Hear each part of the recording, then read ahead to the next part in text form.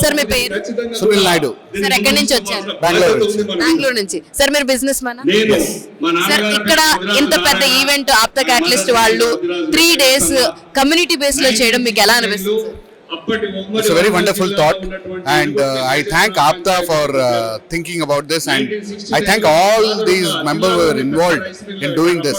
Endukante getting around 5,000 people is not a joke, and imagine the kind of effort, the energy they have taken to do it.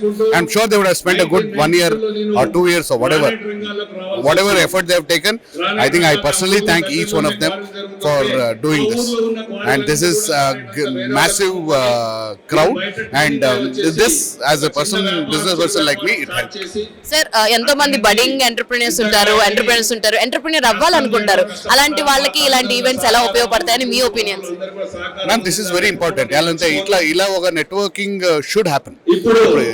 ఇట్లా అయితేనే somebody like a aspiring entrepreneur like me also will be more successful, and this should help.